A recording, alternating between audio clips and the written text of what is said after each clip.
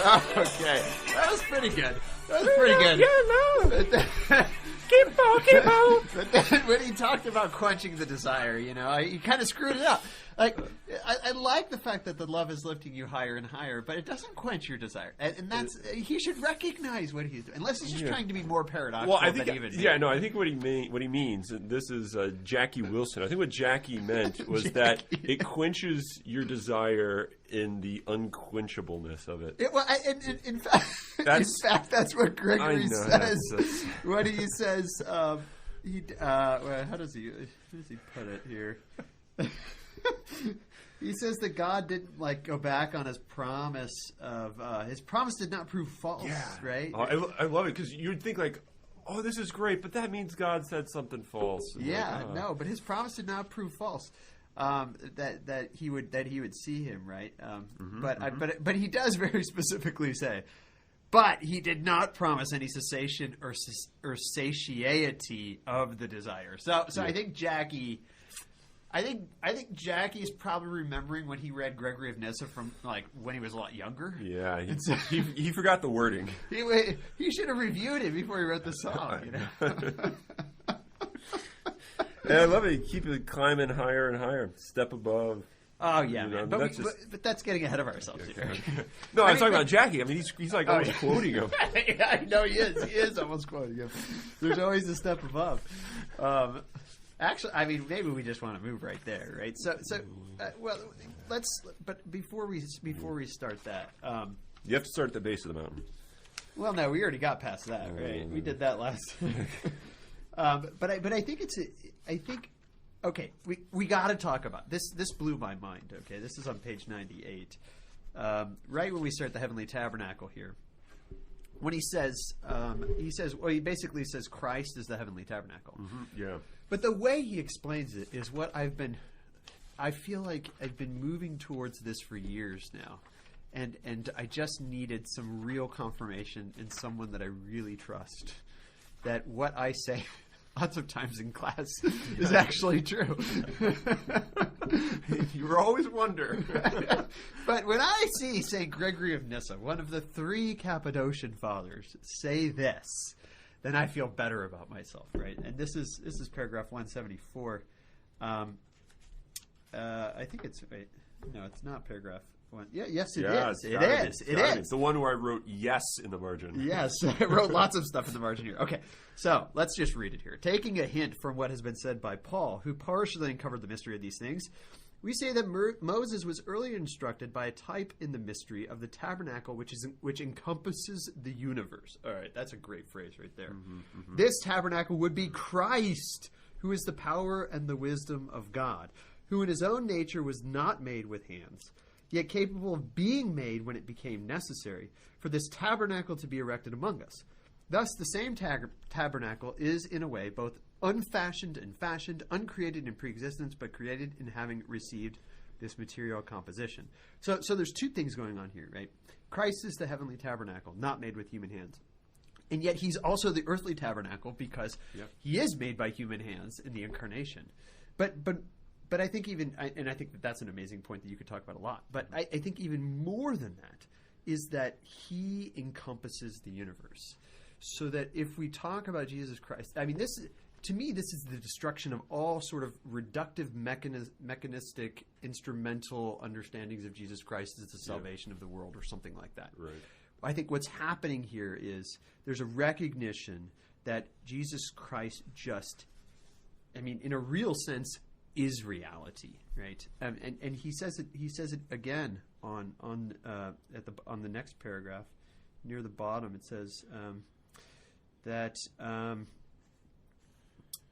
this mystery of our faith, that it might bring that which it had left reality back again to reality.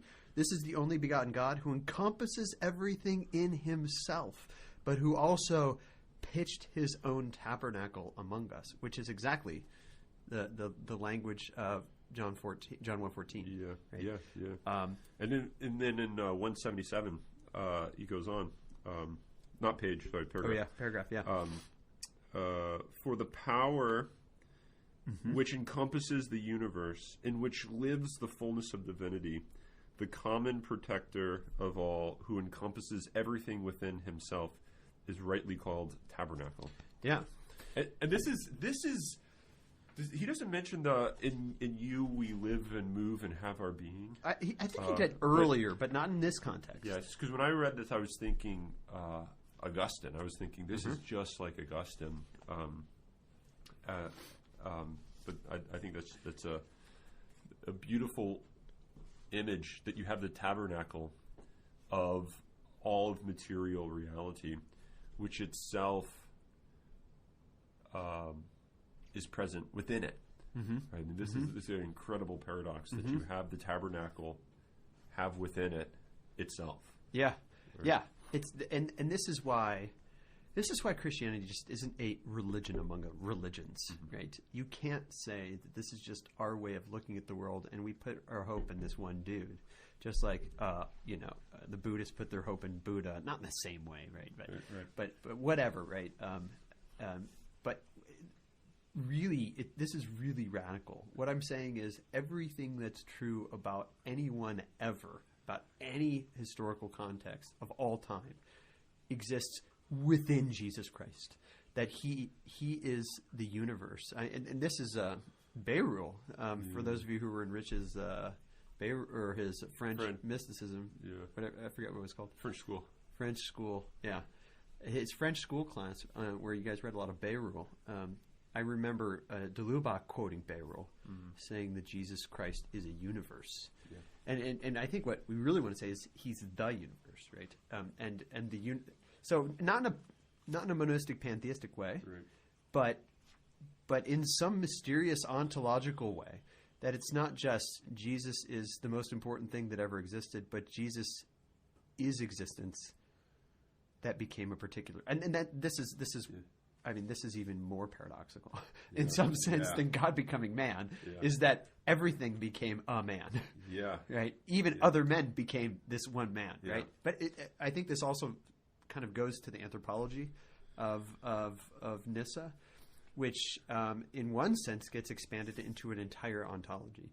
Right. So it's not just all of man that's one atom, but it's all of everything that's one atom. Yeah, and that I think corresponds to what we were talking about last podcast, that I was looking up. I thought it was in Ephesians, that it was part of the divine plan to bring all things like to him, through him, into perfection. Yeah. So that you have all of reality being found in Jesus Christ. So then if you want to understand the cosmos, you turn to Christ. Right. This is. I mean, not in the sense that it's like in contrast. You want to understand this stuff, so you have to turn to something else. Right. No. Yeah. But it's not. You ignore this stuff and you then turn to Christ because it turns out there's still like perfect distinctness between the whatever it is, the your grandmother that you're trying to understand. Right. She's fully understood by knowing Jesus Christ. And so you have this like really, and not just because you forget her and now you're just worried about Christ who is all things, but all things become their own reality by knowing Christ. And because they're their own reality in this sort of perichoretic dancing within each other, abiding within each other reality. I mean, in some sense, it seems like Plotinus on steroids. It's like the beauty of the thing itself is the seeing of the one, but really, there's some sort of a deeper ontological identity of some kind happening here, in a Christological understanding of all things. Yeah. Yeah. And I think this is I mean if you really want to read some other stuff about this, David Schindler's introduction to de Lubac's Mystery of the Supernatural, where he questions de Lubac in sort of making humanity unique in its openness to the divine instead of all things. I think in some sense the encompassing of everything within Christ points to Schindler's point. that everything is within him and everything is fulfilled in him. And man has a special sort of priestly / consuming in a non-bad way, right? But like eating all things in a Shmemenian way. Taking all things into himself that it might be ultimately brought to its fullness in Jesus Christ, who takes all things into himself because they're already there, right? It's always this already not yet or always already kind of reality, right? Yeah, man's kind of the shepherd of created being. Yeah, but he's shepherding him. He's shepherding it into himself, who is the sheepfold. Yeah, he's the who sheep. then himself moves into the true sheepfold, which is Jesus Christ. Yeah. Right, man.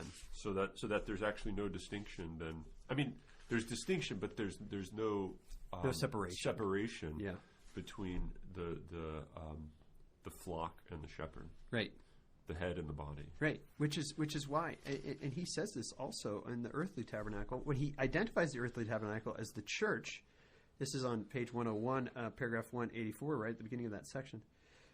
Whenever the prophet looks at the tabernacle above, he sees the heavenly realities through these symbols. But if one should look at the tabernacle below, and here he says, since in many places the church is also called Christ by Paul, it would be well to regard the name apostles, teachers, blah, blah, blah, blah, blah. But that parenthetical notion there of the church being called Christ.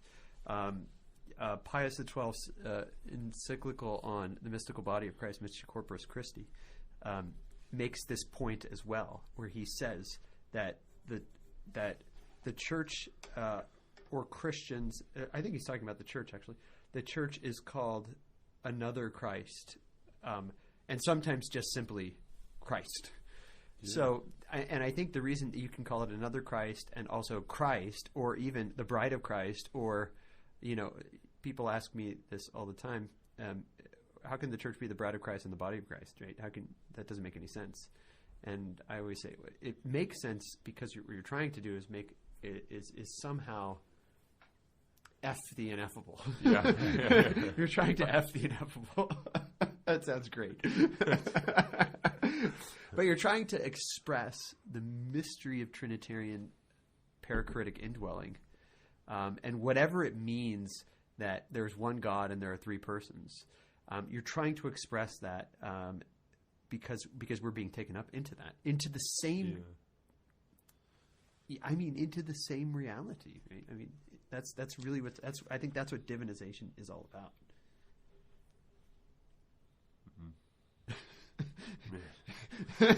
No comment, Jacob. I know. I mean, there's too much to comment. Yeah. Which is and I kind of think it goes along the lines of his own sort of negative theology, that when we try to express things, we're always going to talk in contraries, and we're going to affirm both, because that's what a paradox is. But it's not saying that contraries are true. It's just saying that neither of these actually applies to the reality, because nothing applies to the reality that I can image. Well, it applies in some sense, maybe. But But it doesn't. It doesn't. It's always more than that. Circumscribe. Yeah, it's always more than that. Delineate. It's more unlike it than it's like it. Yeah, in the great phrase of Lateran 4, right? So this also made me think that really puzzling passage. I think it's in Paul that we're making up for the suffering. Mm-hmm. Was it the sufferings lacking in Christ? Yep.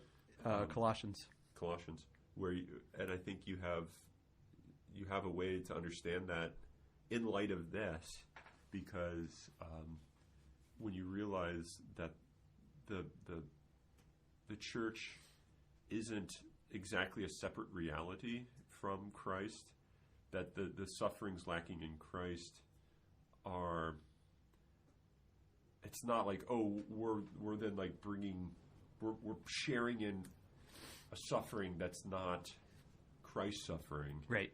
But rather this is a temporal extension of the crucifixion, temporal extension of the agony in the garden, right? This is the temporal extension of the life of Christ, so that it's a lacking only to the extent that Christ hasn't lived out the suffering of the Communist Party.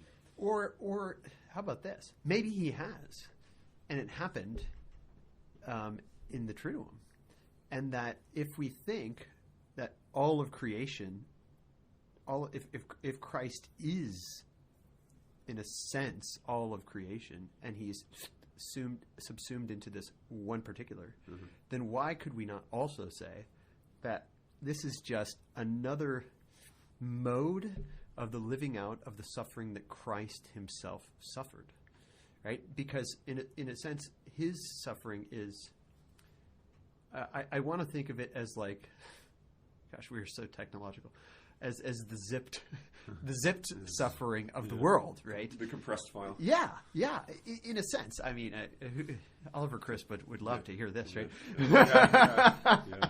But he what he has done is everything, and so what we are living has already, in some sense, been lived in him, in the mystery of his particular life, so that I'm coming up at this right now. So, but it's making sense to me. Instead of thinking that like Christ has this really, really long life, which we normally think, right? He died, he rose, he ascended, and at least this is how I normally think of it. Not everybody normally thinks. And he's living the life of the church now. But that I would that I would take like my suffering today when I had to wake up when my alarm went off, as somehow Christ suffering more after his crucifixion. But now I'm starting to wonder if we think of it in this sort of Christological way that we understand the encompassment of everything, himself becomes a particular. Then I would want to say something like me waking up in my alarm today is in some way, is like, I don't know, one of the drops of blood from his agony in the garden, right? And I don't want to sound like over pietistic here. It's only over pietistic if we're not talking ontologically, I think. But I'm saying metaphysically, it's identical with that, right? So one way to think of it is not simply that you have Christ's life expanding out temporally, but rather you have temporality being subsumed. What would be the word? Being the opposite of expansion, contracted into Christ's life, so that really history. We tend to think of history as moving out, but maybe actually history is moving in. Yeah, or that history is. This is a really weird image, but I saw a movie once when I was a little kid. I don't even remember what the movie was. Perhaps it was. This is a guess. Perhaps it was the Don Knotts movie. You know the Don. Oh, I know all the Don Knotts movies. The Don Knotts movie where he becomes a fish in World War II. Oh yeah. What's that called? Whatever it is. Anyway, I forget. Yeah. Anyway, I know what you're going with. It might be that movie because I remember it was a cartoon, and I remember it was underwater. So this is the only reason I'm thinking this. And I remember it was old, like 50s.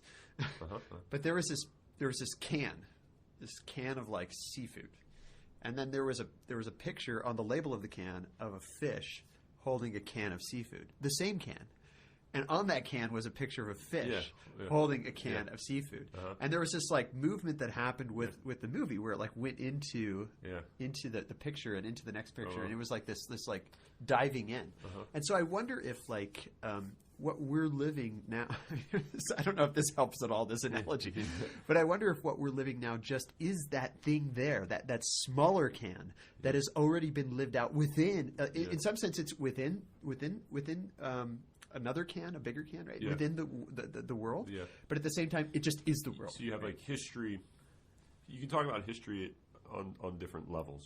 Yeah. Right? Or history or a narrative or story on different levels. And Nyssa's playing on this all over the place, or playing with this all over the place in his works, that you have the narrative of salvation history played out in the narrative of an individual life, which is really the narrative of Christ himself. Right. And so I think just the idea of a story being itself a part of a story, a broader story, but itself communicating this the whole story in some sense. Yeah. Except that the unique thing about Christ is that his living of the story wasn't just a communication of the story, but it just is it, right? Yeah. And I wonder if maybe this is really radical, but I wonder if we've already jumped that ship, right? What's radical? What's radical at this point? Yeah. But I wonder if. No, I actually think this is completely true right now. But maybe I'll decide differently in a week. But I wonder if looking at Christ's life and seeing what happened to him, I can actually say this is the world, and I can say I have confidence that at the end of the world, it will not be the end, because I already saw the end of the world. Yeah. It was called Good Friday. Yeah. And Right. guess what happened after that? Yeah. Life, real life. Yeah. And what Yeah. Ratzinger points out, and actually a footnote in here pointed it out. Oh, I was so glad for all you Ratzinger fans out there, especially my interesteds. Footnote 145 on page 172. I don't even remember where this corresponds to in the text itself. But he says, in this passage, bios is earthly life, and zoe is spiritual life, Yeah. a common distinction, but not consistently observed in Gregory. This is a big point that Ratzinger makes as an introduction to Christianity. He says bios is transcended into zoe. And so what I want to say about sort of the world and the eschaton, and it's interesting now that I think about the word eschatology, especially as Schmemann uses it, it seems to be saying maybe something along these lines, although I'm not sure if he would have put it in this language. But if I look at Christ and I see the end of the world happening at the crucifixion, and then I see the resurrection, it's not just that there will be life after that, but that there will be zoe, not bios, right? Because bios is just the unglorified life, and in a sense, it's a, like, to use Clark's language, it's a limited participation in what life is. But zoe is this expansion of life into a transcending of itself. A theosis, a divinization that takes place, so that not only can I look at Christ and say, "Oh, I have hope that the end really isn't the end," but I can say, "I have hope that actually zoe will be the ultimate." Right. But what does zoe look like is a difficult thing to. Right, which of course comes into play in the apparitions of Christ, not even recognizing him, but also his having this mastery over his own existence and creation in some weird way. But I think if it's really true that he contains the entire universe in himself, and if I really, really am serious and don't reify the human nature of Christ, but say no, that's just him. Then I have to say that just is the universe in a real sense. And that is how the universe, I've already seen the history of the universe play out, and we are the expansion of that. Right. Yeah. So rather than thinking of the life of Christ as an event in history, it is all of history. It's the event of history. Yeah. Yeah. And history is a retelling of that life, a retelling of that history. Yeah, and you could even flip that and say, maybe history isn't a retelling of that history, but maybe what happened there was the telling of history, and what's happening here is actually, in a sense, within that, right? Instead of thinking as history as our life as being the bigger thing, maybe we're actually the smaller can of food, of tuna. The label in a label. Yeah, the label in the label. That we are actually, we think what we're doing is living, in a sense, our reality, and that Christ was sort of this microcosm of reality, but maybe we're actually the microcosm of Christ's life. Yeah. Which is radical to think about, but I've been obsessed with this idea of Christ and being the Logos, and the Logos being in a sense the encompassment of the universe, just what it is. Because it seems like that's what the ancients understood that word to mean, whereas we don't. Right? We sort of concentrate on on other aspects of it, the reasonability, or being reason itself, as if that's a thing. Maybe that's a reification, or even communication coming from another to another, right? Which is really important too. But I wonder if we need to get more radical than this and just say it's the encompassment of the entire universe right there. Yeah. So. That's wild. Wild. I didn't know that was all coming, but here it is, right? I definitely wanted to talk about that. Like a thief in the night. Like lightning. Right? Gosh, we could talk about so much more here. But I think more than anything we need to get to, unless there's something in the middle you want to get to, because I want to go straight to Eternal Progress. We can head to Eternal Progress here in a bit, but this is on our way. This is on our way. This is the earthly tabernacle, bottom of page 102, paragraph 188. Okay. Actually, right before that, I like how it brings up the life of virginity as a way of purifying the flesh, specifically sort of referring back to his work on virginity. I think is sort of the preparing, the building of the earthly tabernacle. Mm-hmm. And that you can't receive sort of the gift of the heavenly tabernacle if you haven't died to sin. Right, yeah. Which happens in mortification.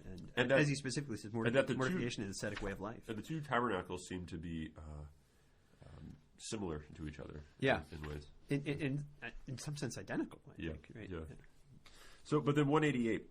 If the interior, which is called the Holy of Holies, is not accessible to the multitude, let us not think that this is at variance with the sequence of what has been perceived.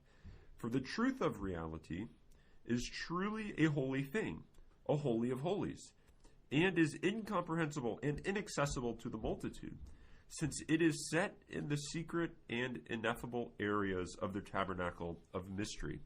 The apprehension of the realities above comprehension should not be meddled with. One should rather believe that what is sought does exist, not that it lies visible to all, but that it remains in the secret and ineffable areas of the intelligence. Mm-hmm. So I think this is you can tell he can't resist himself to that later section of the Eternal Progress. Yeah. But I love that he does talk about the multitude should not meddle in certain things that are beyond comprehension, because they're going to be it's going to be too tempting to build an idol. Right. And that goes back to what we were talking about last time. Exactly. It's too tempting. When Moses goes up the mountain, it's going to be too tempting to follow him, but at the foot of the mountain, right? You're going to be like wanting to do what Moses is doing up on top of the mountain, down here at the base. Yeah. And all the irrational animals. With all the irrational animals, right? And so you're going to be making an image of what's present to you. Yeah, the golden calf. The irrational animal. Yeah. Right? Yeah. You're going to be taking as that which you worship, that which you know, and that's going to be the and so this is oh man, I think Gregory would be just token on this. It'd be like a feast of milk and honey. But I think that idea, the idea of recognizing with humility, it's a better way to worship God in saying, I'm not going, because I know myself and I'm, quote, one of the multitude, I'm not going to try to comprehend him in the way that Moses did, because you run the risk of making an idol. And I think what he seems to be suggesting is believe, as he says at the end of what I just quoted, believe that what is sought does exist, not that it lies visible to all, but that it remains in secret and ineffable areas of the intelligence. And I think that humility is just utterly necessary for a spiritual life, and therefore at the various degrees of personal development, personal formation, so that you shouldn't try to think that you can explain the Trinity to well, anyone, but especially Yeah. especially to 12-year-olds or college students, or right. And Right. so there's Right. this recognition that perhaps the way that you should understand this ineffable reality is not by really trying to move into the darkness to see it, because maybe you're just not capable of.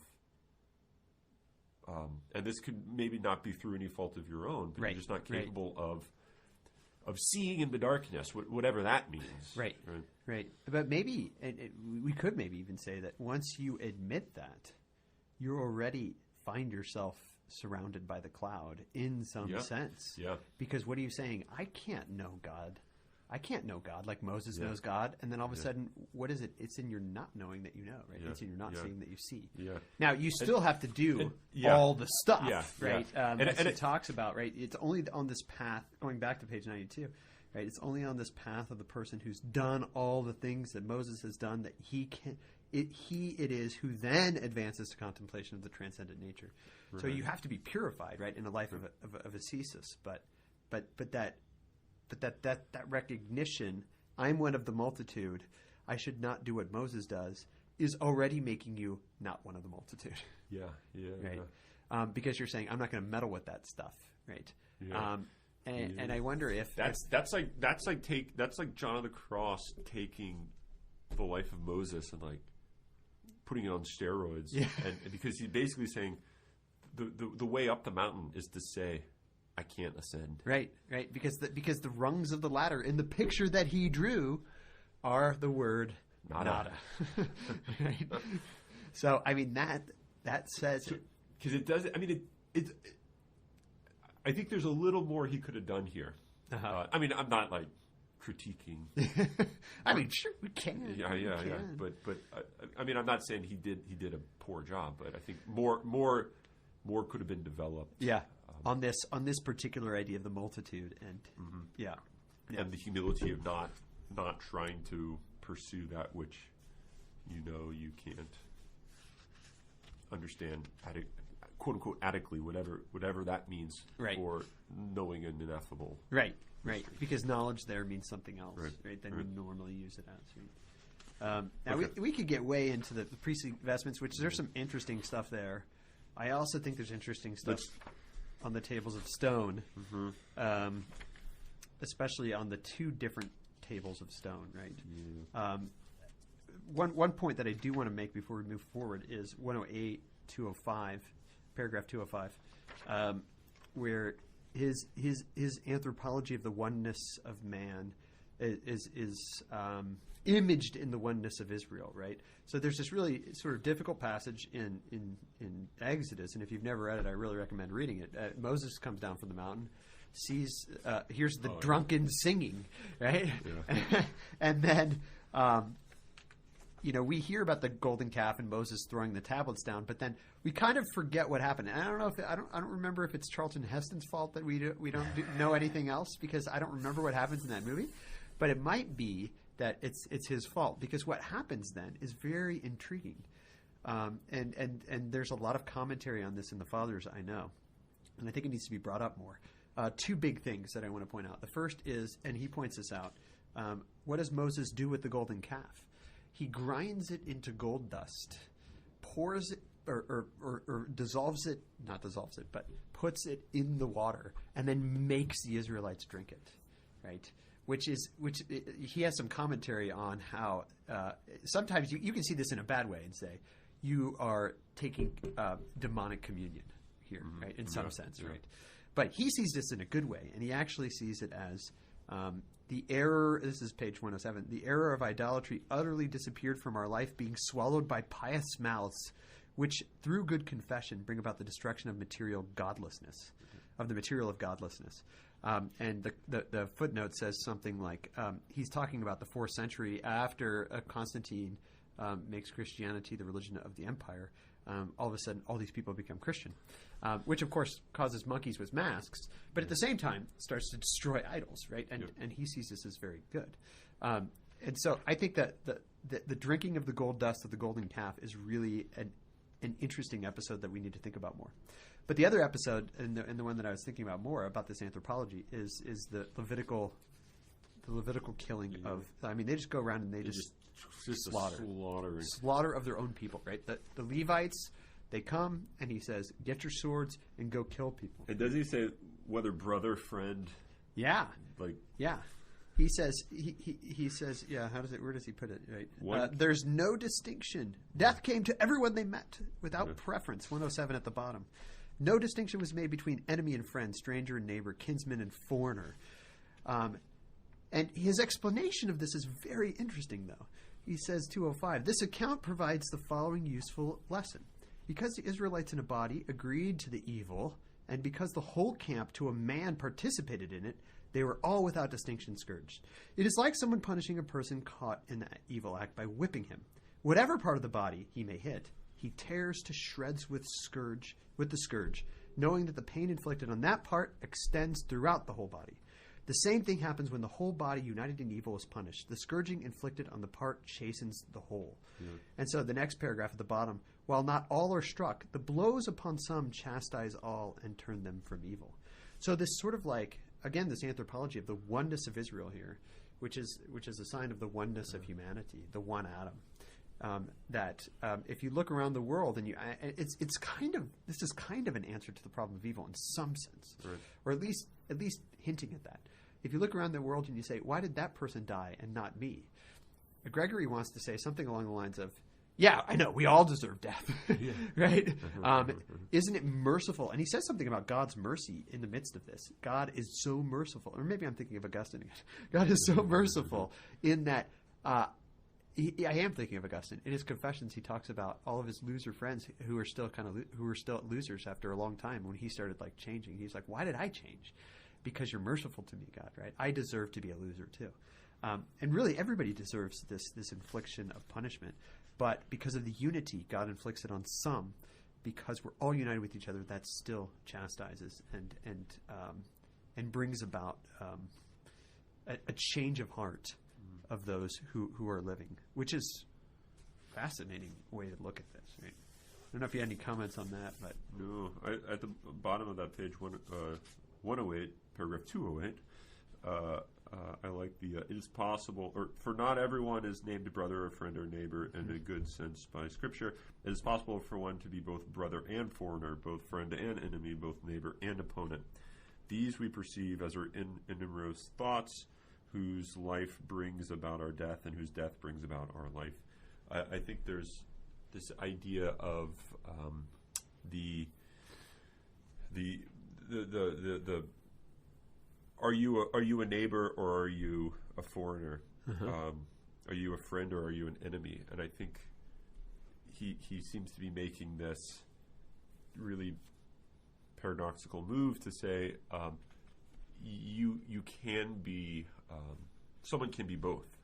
Yeah. Right? So I think he's actually saying we're all both. Yeah, yeah, and that is maybe what allows for the as you mentioned, like the response to the problem of evil, much more salient that you recognize, sort of the interconnectedness between your life and the other, because maybe it turns out that I myself am also a foreigner. Right. Right. I myself am also an enemy. Yeah. Right? In fact, when he talks about the innermost thoughts, he's saying, just look at your innermost thoughts. If your innermost thoughts live, they bring about our death. Right. He's talking about like our own evil tendencies, right? And our own evil actions, or our own evil interior actions, if we can even make that distinction. Whose life brings about our death, and whose death brings about our life, right? Mm-hmm. When I read this, I thought to myself, Solzhenitsyn, call your office. I think this idea that the divide between good and evil goes through every human heart is right there, right? It's right there. So, okay, but we should really get to eternal progress. Eternal progress. We're not going to get anywhere. We're not going to get to the end, right? Oh my goodness. Okay. So much here. For those of you who've taken my spiritual theology or who are hoping to sign up for it in the fall, you will recognize themes here of the backside of God, and maybe for the picture on this one. Yeah, we'll do something special. We'll do something. Well, special. you're already seeing it. So. That's right. Yeah. This is what is time to a turkey. That's right. What is now? What is now to the past? Yeah. So look at the picture on the podcast. That is Michelangelo, and his portrayal of Moses' sight. Being the backside of God, right? Which is actually last time I was at the Sistine Chapel before it was crawling with coronavirus was about a year ago, actually, maybe a little more than a year ago, and I remember because I had just taught my spiritual theology class and we'd read stuff like that. Or no, I hadn't actually, but I had thought about that image before, and I looked at, everybody's looking at Adam touching God and the creation scene, right? The very, very, very, very, very famous one, which is also beautiful and has some very interesting things about Adam and Eve and nuptiality and creating Adam with Eve in the back pocket. Yeah. And this idea of being as being communion, right? All that stuff is there. So I don't want to denigrate that at all. But I remember being obsessed with the backside of God picture. And this is, I think Michelangelo captures beautifully what Nyssa's trying to say here, right? Because God is, as you can see in that picture, he's moving, right? He's on the move. He's going somewhere, right? Mm-hmm. And the only way that you're going to be united to him is run after that rear that you see in front of you, right? And he specifically says, and this is quoted by Rowan Williams in the book that we'll read in spiritual theology, right? He specifically says that it is only the one that sees the back of the leader that is following him. This is page 119. I mean, there's so much in here. It's sopping, right? But he says. He talks about, so Moses sees the back of God, right? And he first brings out that this is what following is at the top of page 119 when he quotes, darn it, stupid endnotes, I don't know.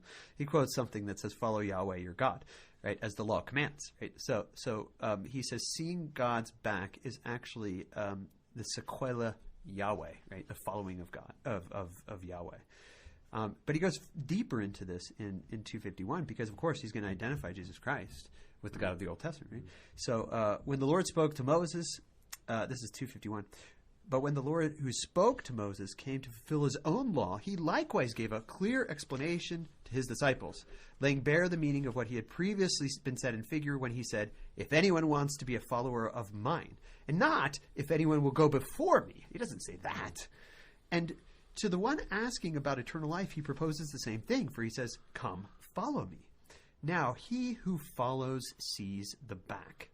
So the next sentence, I think, is one of the best sentences in this whole section, maybe in this whole text. So Moses, who eagerly seeks to behold God, is now taught how he can behold him. To follow God wherever he might lead is to behold him. That And this is getting into what we were just talking about in your Clark class, right? That love and knowledge are not distinct, or I don't know if I want to say distinct, but not separate realities, right? They're not separate realities. To follow God is to love God is to know God, right? To follow God is to behold God, right? He says. His passing by signifies his guiding the one who follows. For someone who does not know the way cannot complete his journey safely in any other way than by following behind his guide. He who leads, then, by his guidance, shows the way to the one following. He who follows will not turn aside from the right way if he always keeps the back of his leader in view. So this is, and of course, this is getting right into the heart of the perpetual change, right? Because what is it that you're doing? You're going further and further into God. And if you're always moving into him or moving behind him, right, you won't see him face to face. In fact, to see him face to face is evil. He says this specifically at the end of this section. I mean, he really left you with a grand slam at the end, right? This was the humdinger. Yeah, this was the half court shot when the buzzer's going off, right? He says, anyone who sees God face to face dies. He's not saying, like, we always think of it in sort of an Indiana Jones kind of way, right? Their skin melts. Yeah, their skin melts, right? Especially the Nazis. Especially if you're a Nazi. So 119 at the bottom, right? He who moves to one side or brings himself to face his guide assumes another direction for himself than the one his guide shows him, right? If your guide is going this way and you face your guide, you're actually facing the other way, right? And so this is why he says, my face is not to be seen, right?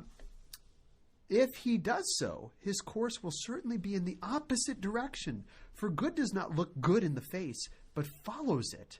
And what looks virtue in the face then, he says? It's evil, right? So if you're looking at the face of God, guess what you're doing? You are opposing him, right? Yeah. You are the adversary. Yeah. Yeah. If you're looking at the backside of God, then you are following. And the reason that is because when you look at God in the face, what that presupposes is it presupposes that you are seeing, and so to see a face is to take yourself to know, right? I think this is what's going on. To know God face to face means there's no mystery left, right? It's just completely comprehended. And those that take themselves to do that or want to do that, you're treating God therefore as something that He's not, right? I think one way to think of this is to correctly.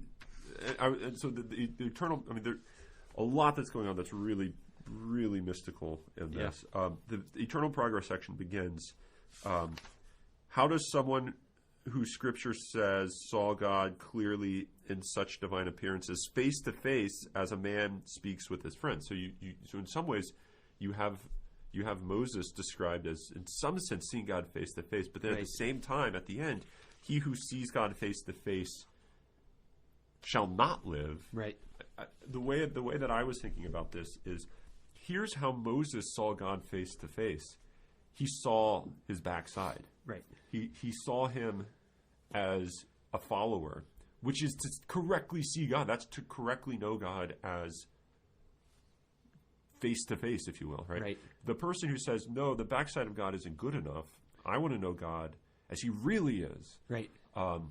That's the person who's approaching God pridefully, and therefore you take yourself to be capable of, maybe with a little more hard work and more online education, capable of, definitely not that of knowing God, right? And so you take yourself to be possibly above God, right? So that you can make sense of Him. I can make sense of Him. Yeah, I can grasp Him. I can grasp Him. I can come to know Him and explain Him, and then give this knowledge to other people. Yeah, it takes yourself to be kind of this master of this subject matter, and I think that would be someone who says the reason you can't see God face to face and live is because to see something face to face is to not be looking at God, and therefore you're not looking at life itself, right? And therefore you're dead. Yeah. Yeah, so what you're doing is you're not following God, who is life. You're abandoning Him. You're not seeing God, who is life. You're turning to the darkness, which is not the darkness of a bright light. Right. Just the void. Just the flat-out darkness, right? The void. Yeah, I mean, he says somewhere in here where he talks about what does it mean to see God's face you can't live. This is 115, paragraph 234. Scripture does not indicate that this causes the death of those who look. For how would the face of life ever be the cause of death to those who approach it? Yeah. On the contrary, the divine is by its nature life-giving. Yet the characteristic of the divine nature is to transcend all characteristics. This is it right here. Therefore, he who thinks God is something to be known does not have life because he has turned from true being to what he considers by sense perception to have being. Right? And so what does it mean that you can't see God and live? Is that if you claim to see God, you aren't living. that the only way to see God is to say, I don't see him, right? You see by not seeing, right? I don't see his face. I only see his backside. That is him. Yeah. Right? Yeah. That is him. And I remember reading this section maybe a year and a half, 2 years ago or so, and really liking it. Yeah. Why? Just this section. It was for something I was wanting to write, but I wrote a bunch and I ended up finishing it. Okay. But I read some in Dropbox somewhere. Yeah, it's on Dropbox. And then I read some church fathers commenting on Genesis, the fall, where man, Adam and Eve, took from the tree of knowledge of good and evil, and they described that passage as Adam and Eve coming to take themselves to be prior to a knowledge of the good. So they takes themselves to be capable of grasping and being the master of the good, which would be God. And so they therefore have to stand outside of being. They have to stand outside of the garden to do this, because they can't be say from within and know good and evil. You have to take yourself to be a grasper of good and evil. Takes yourself to be like above it or beyond it, and so that's why it brought about death. Yeah, it brought about death and a separation from the good. Wow. But it's interesting how this idea of following corresponds with his perpetual progress, right? So if you're always following God and he's on the move like Michelangelo shows, right, then I like how he puts it here. Moses. So. This is 113 here. The good is always attractive, right? This is why, by the way, why we started the podcast with this song, right? Yeah. If nothing comes from above to hinder its upward thrust, for the nature of the good attracts to itself those who look to it, the soul rises ever higher and will always make its flight yet higher by its desire of heavenly things, straining ahead for what is still to come, right? There's Philippians 3:13. Made to desire not to abandon the transcendent height by the things already attained, it makes its way upward without ceasing, ever through its prior accomplishments, renewing its intensity for the flight. So once you discover more, it's not that you say, finally I can rest. Yeah, right? or now the pursuit decreases as you're right. I'm almost there, right? Yeah. I've only got I've now my ticker has gone up to 95%, and I only have 5% left. Yeah. It's not that, right? It's the opposite. It's you realize, first of all, you realize more and more. Whoa, there's way more than I ever thought. And second of all, you desire more and more to go there. The intensity, and the interest. I mean, this happens with just understanding anything. Hopefully, right, exactly, right. I mean, think about how interested was I to read.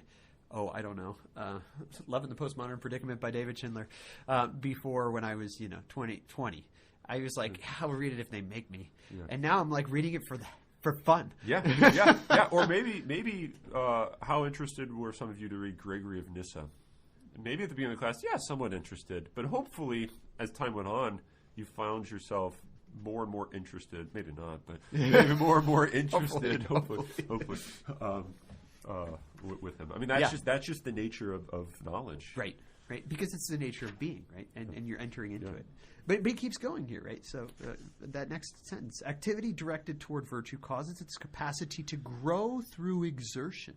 So your capacity grows as you move forward. This kind of activity alone does not slacken its intensity by the effort, but increases it, right? And so at no time should you stop the ascent or set a limit to it. And I love how he talks about Moses here right at the top of 114. He continually climbed to the step above, never ceased to rise higher, because he always found a step higher than the one he had attained, right? That's beautiful. Yeah. I love that. Yeah. It's like, okay, like you get up to the top of a landing. I'm there. And then you look over to the side. Oh, shoot, it keeps going. But it's not an, oh, shoot, it keeps going, right? It's an, oh, yes, it keeps going. This is so amazing, right? Yeah. There's something beautiful about it.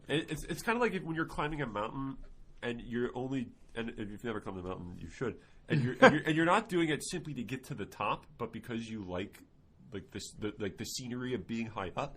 Each step you take, you can say, "Oh, this is better." Yeah. You're like, "Oh, wait, there's a better view up here. Let's go up one more step." Yeah. And you're like, "Oh, but wait, there's even a higher one. There's a better one up here." And you kind of keep pushing yourself up. Yeah.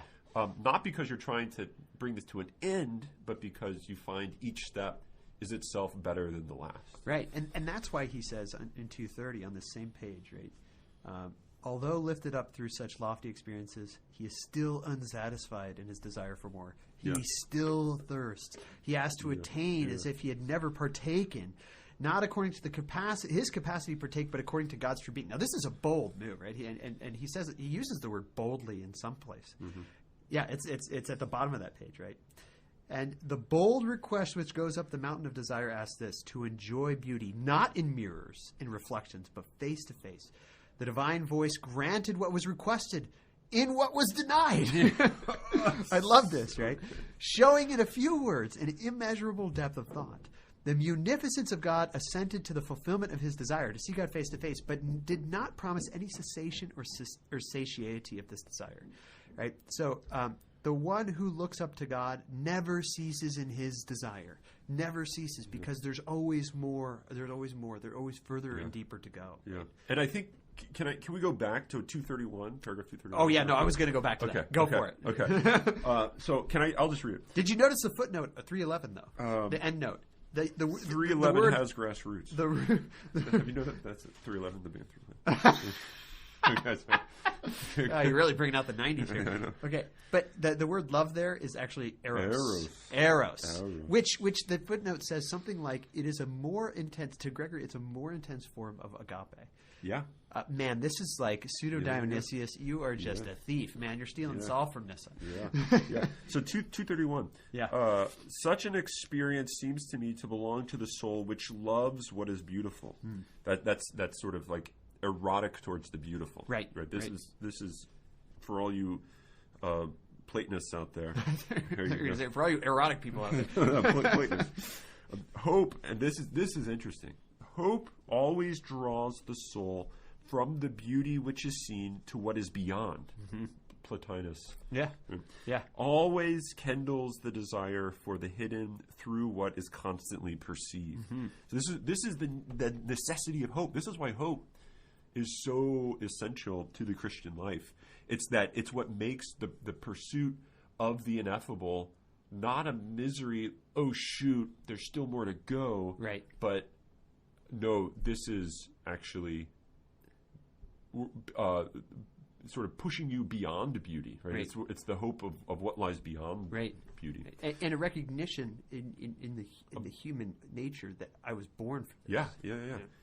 Therefore, the ardent lover of beauty, although receiving what is always visible as an image of what he desires, yet longs to be filled with the very stamp of the archetype. Yeah. So I mean, you can just see like he longs to be not just seeing the images of the form, but the form itself. Yeah. Right. C.S. Lewis has this beautiful line in his Weight of Glory, where he says, "When we see a beautiful sunset, there's something within us that doesn't just want to linger in seeing it, but wants to enter into it." Yeah.